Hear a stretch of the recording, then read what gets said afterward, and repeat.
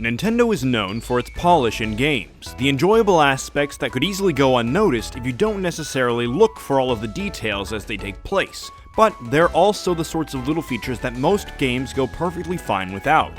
You don't necessarily miss them if they're absent, but they definitely improve the experience if they're present, whether you thought you wanted them or not. For some reason, Pokemon is one of the few Nintendo-published series out there not to receive all that much excessive polish between entry to entry, compared to some other Nintendo series, especially considering how much pride Nintendo displays for the Pokemon franchise itself. Fans have been clamoring for years over little improvements they would like to see here and there, and they often go unheard. However, Pokemon Black and White were two of the most polished Pokemon games to be released to date. Knowing Game Freak and Nintendo, Black and White could very well have felt like immediate successors to Diamond and Pearl, using the same features in a new locale, and it would have sold as well as ever. But luckily, it seems like some sections of the development team went above and beyond in making this a new Pokemon entry that really felt like something fresh. Huge graphical improvements, vast differences in user experiences, and even minor yet long wished for conveniences make Pokemon Black and White stand out as one of the greatest Pokemon experiences to date.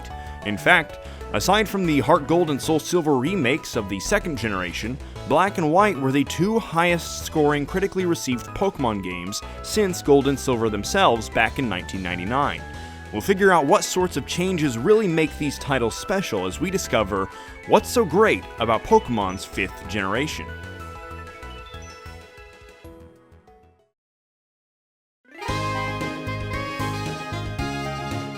This feels like the first Pokemon generation to actually own up to the RPG aspect of its lineage, at least in a narrative sense. This entry has a fully fleshed out story, including plenty of pivotal characters whose sole contribution to the adventure isn't just to be a difficulty benchmark for the main character. This generation opens with what seems to be a pretty dramatic story for the Pokemon series, something almost medieval and exceptionally dramatic compared to what we've seen this far into the franchise's history. In fact, the opening animation almost seems like something you'd see at the beginning of a Legend of Zelda game. After the curiosity-inducing prologue has played, things will go back to the way we've known them for a while. Filling the shoes of a young protagonist, you'll be greeted by your two best friends who you've known roughly your entire life, Sharon and Bianca, as the three of you collectively begin your Pokemon journeys. In Pokemon Black and White versions, you aren't just stumbling across the option to have a Pokemon like in so many titles, but instead is presented in this game as today being the long-awaited day that the local Pokemon professor decides to give you a new companion. This feels more like a return to the roots of the Pokemon franchise, where in terms of lore, young trainers will receive their first Pokemon as a rite of passage on their 10th birthday, as displayed in the first episode of the Pokemon anime. The first two generations at least had the professors giving you a Pokemon, but generations 3 and 4 made it feel a lot less special, like you had to hurriedly grab a Pokemon from someone's bag to get out of a stressful situation. Not as though receiving your first Pokemon wouldn't be one of the most exciting moments of your young life.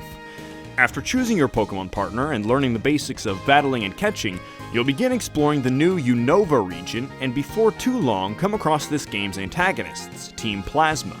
What's great about this game's story is the fact that there are plenty of recurring characters for you to get to know. For instance, many of this region's gym leaders have interactions with you as well as each other outside of their gyms this time around. There is also a consistent cast of antagonists, with both major villains and minor villains. It isn't just the big boss and a couple of lackeys.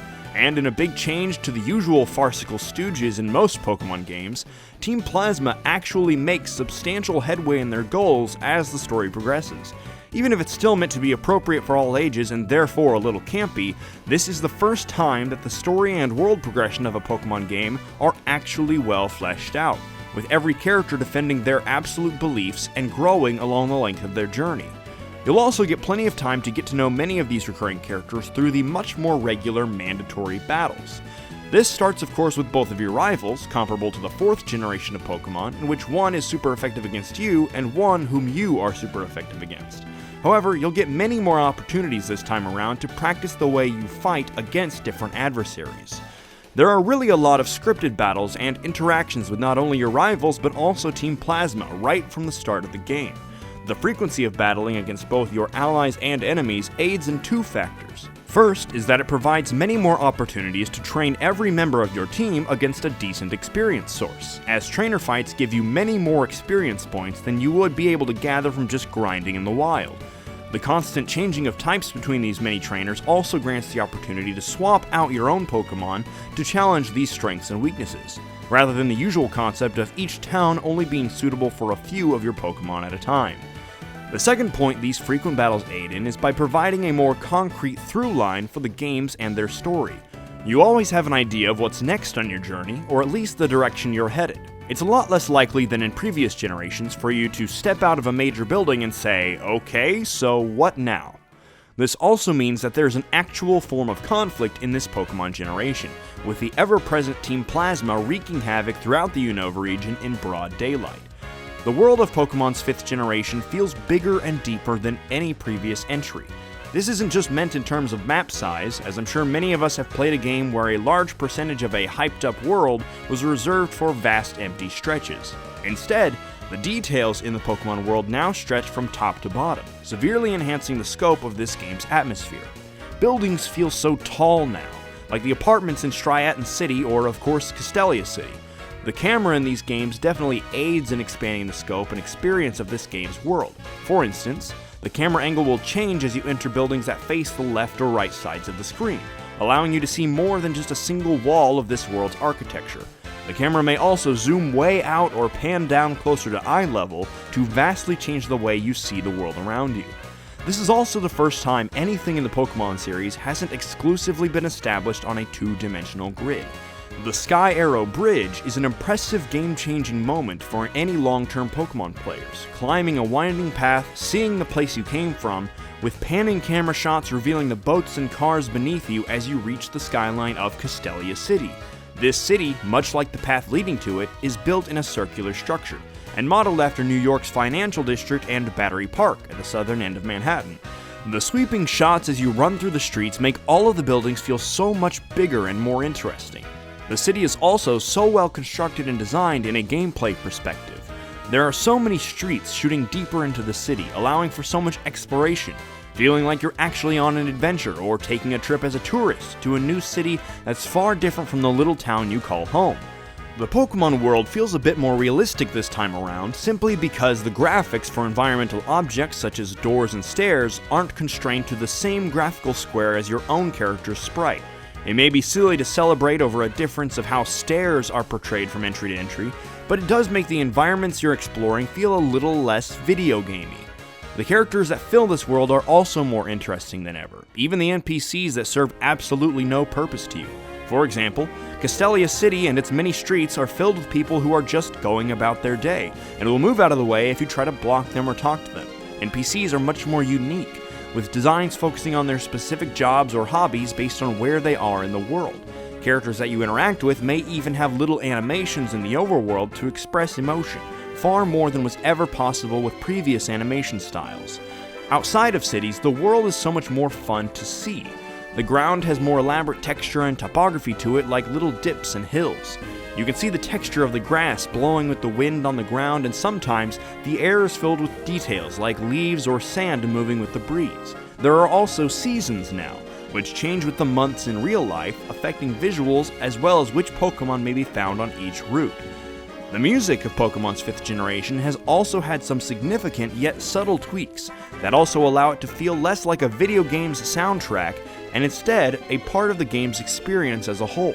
In the overworld, music will often change according to seasons, and in fact, as you near certain people in town who are playing an instrument, their music will be added to the soundtrack.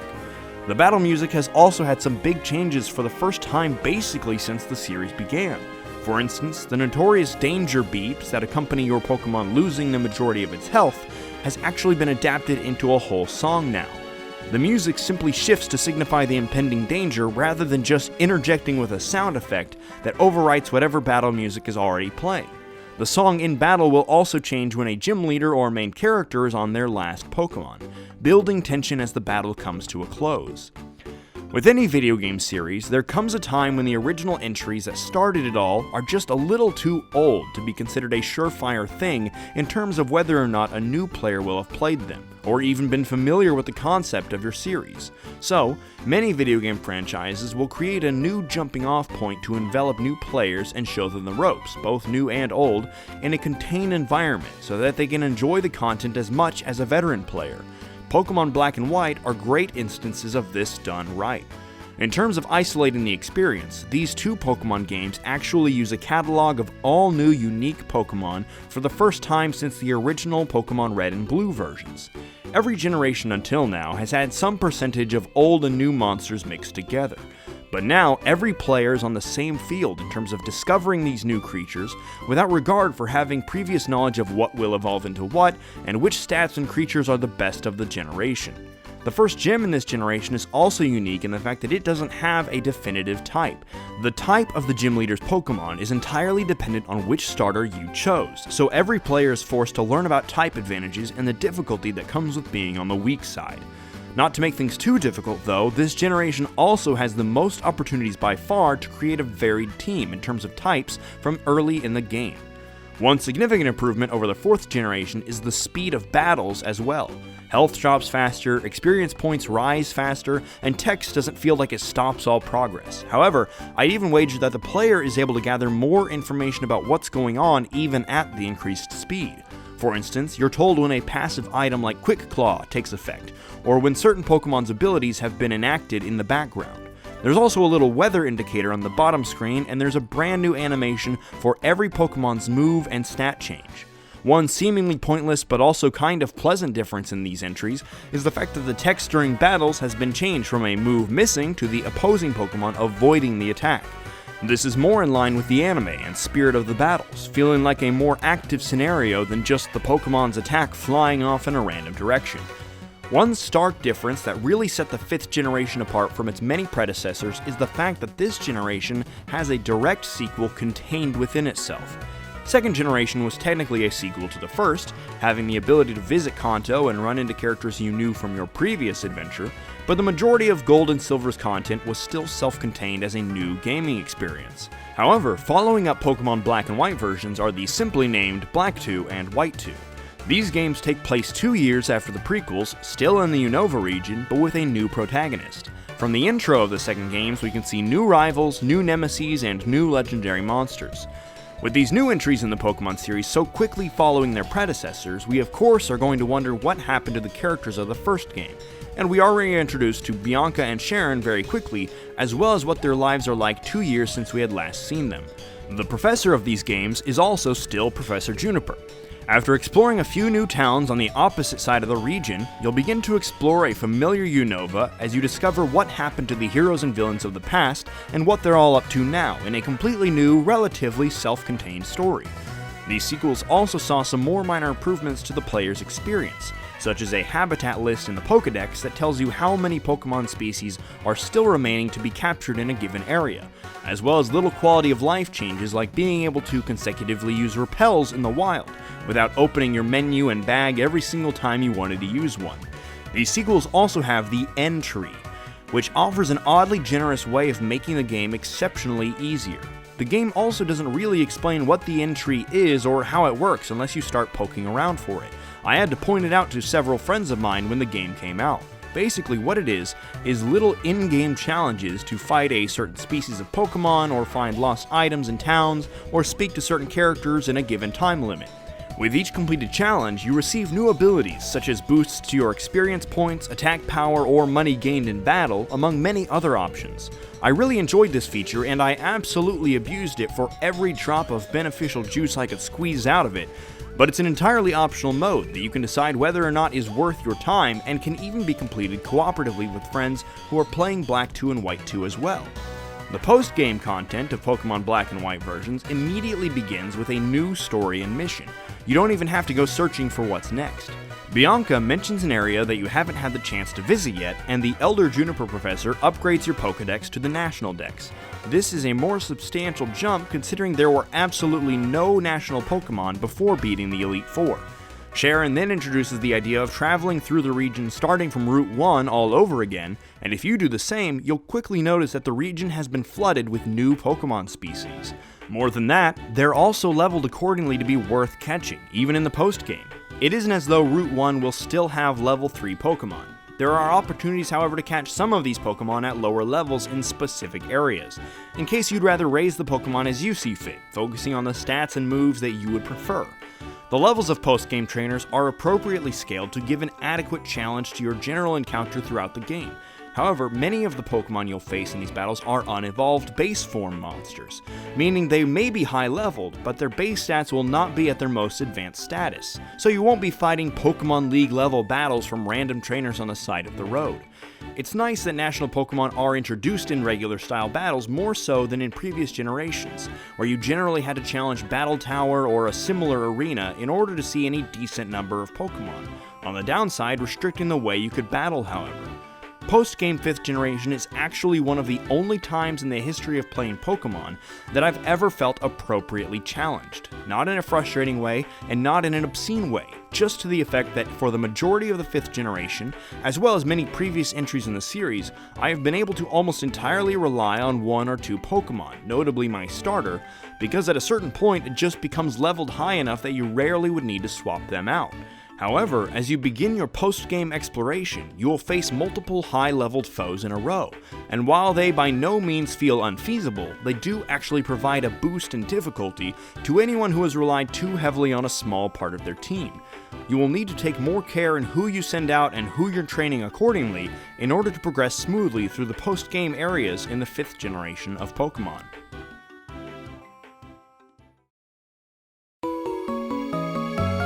I think it's clear to see from the length of this video compared to many of my usual analyses that there is plenty to be said for what makes Pokemon's 5th generation remarkable. Having played every entry of this series in release order while making these videos has shown me just how fresh of an experience Pokemon Black and White really were, not to mention the added bonus of Black 2 and White 2 for players who want to ride the wave of the Unova region's adventure for all it's worth. There were also many yet to be mentioned improvements or changes to the Pokemon series that took place in this generation that were either firsts for the franchise or have now become staples. In a graphical sense, 5th generation was the first time for every Pokemon to receive full body back sprites, as players could see their entire monster in combat rather than just the top third or so. Their Pokemon partner is also animated for the length of the battle in order to avoid everything feeling too static. We also started seeing much more of a relationship between Pokemon themselves and the world around them, such as rustling grass and dust clouds to signify where Pokemon are, leading to the modern appearances of Pokemon in certain parts of the overworld in newer titles. As of this generation, TMs could now be used to teach new moves to Pokemon as many times as the player would like. While this makes the game much easier for anyone who knows how to fully strategize around the best possible moves, it also alleviates a lot of stressful decision making for the more casual player, who just wishes they could teach Earthquake or Blizzard to 2 of their Pokemon. Those twofold changes are really what make Pokemon's 5th generation stand out the most, both leveling the playing field for all users in some aspects, as well as giving every type of player more to enjoy about their Pokemon experience. From the story to the graphics to the way the game is perceived and played, the changes and improvements in these 4 titles created enjoyable, unique entries in a long-winded franchise that needed a change of pace. That is what's so great about Pokemon's 5th generation.